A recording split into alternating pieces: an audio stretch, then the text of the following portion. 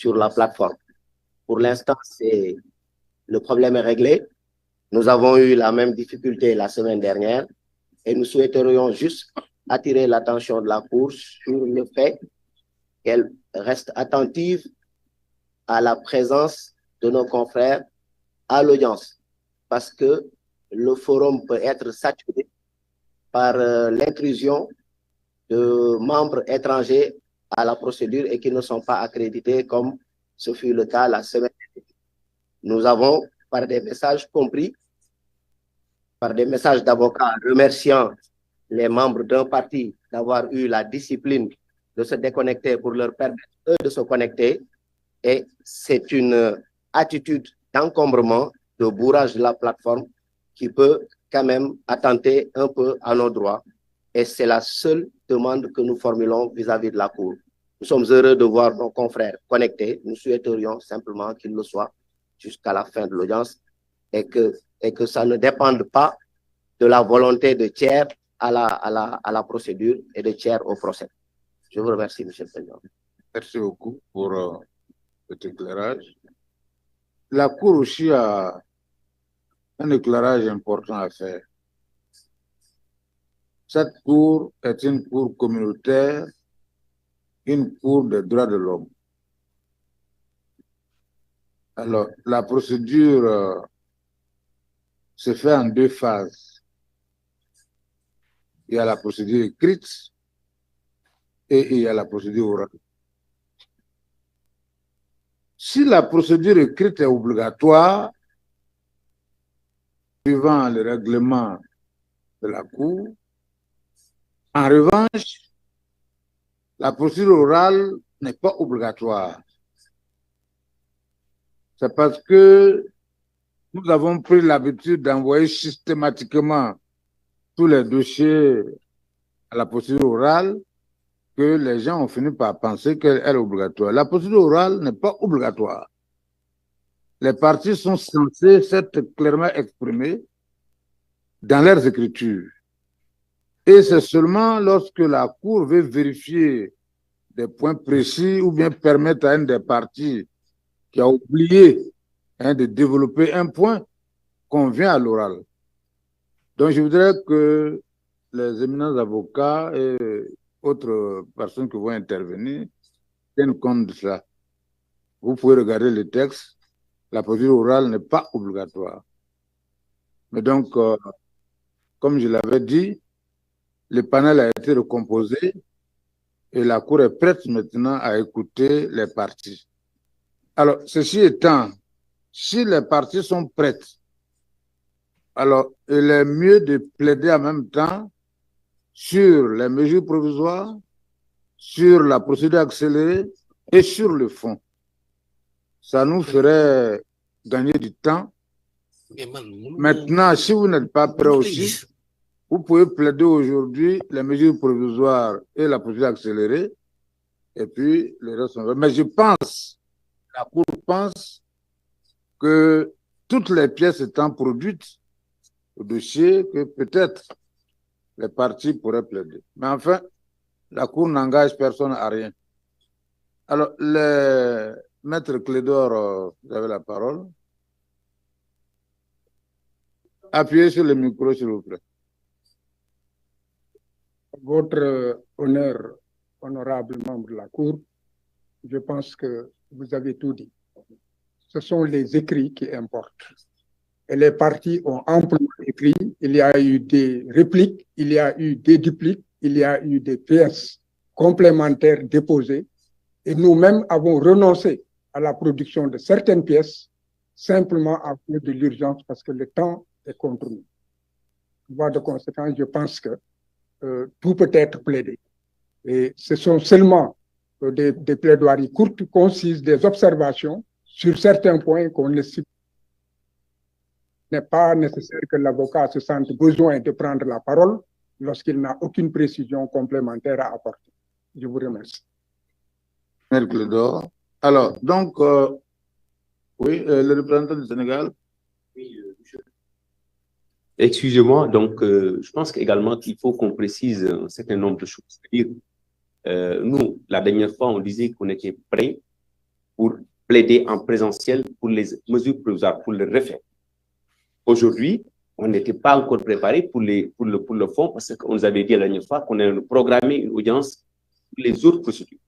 Si vous estimez qu'aujourd'hui, par rapport au référé où nous avons produit nos dupliques, effectivement, que c'est en état, nous estimons que les autres ne sont pas encore en état, les autres procédures. Si on doit juger cette affaire, on doit juger cette affaire aujourd'hui peut-être sur les mesures provisoires. Et même aujourd'hui, il y a un problème parce que nos avocats qui sont à Dakar ne peuvent pas se connecter. C'est la raison pour laquelle à chaque fois, nous, on estimait qu'il faut programmer une audience pour que tout le monde soit là. C'est-à-dire, si aujourd'hui, on nous avait dit à cette audience, ce n'était pas seulement un délibéré qu'elle est rendue, parce que nous, c'était dans notre entendement. Quand j'ai quitté la dernière fois à Abuja, j'ai interrogé même le greffier en chef. Il m'a dit qu'on va vous renvoyer la date à laquelle l'affaire sera retenue. Malheureusement, aujourd'hui, on vient, on prend le délibéré, on pensait qu'on allait nous donner la date pour les audiences, les différentes audiences, l'audience de référé et les deux autres audiences.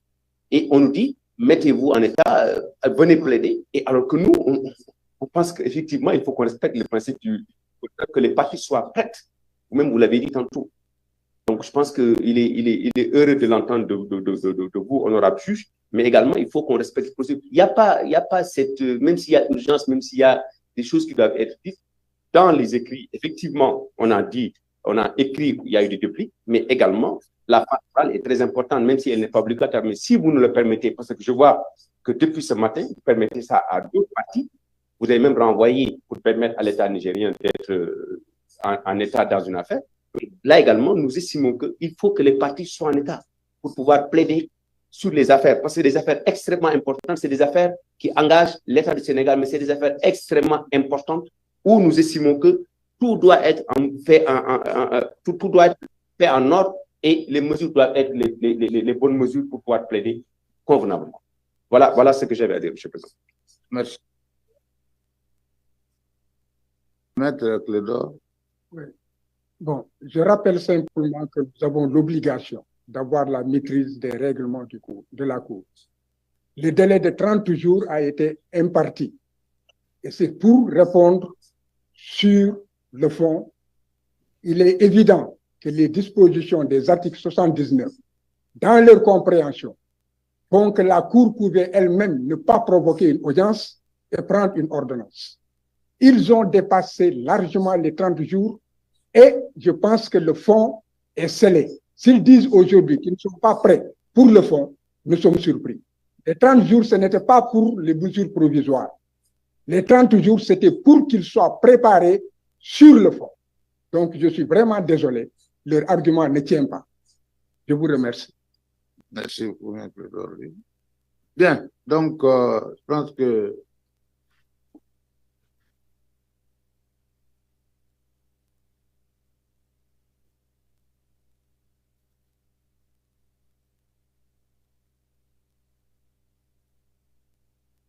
tu es connecté. Tu serais obligé de venir là-bas.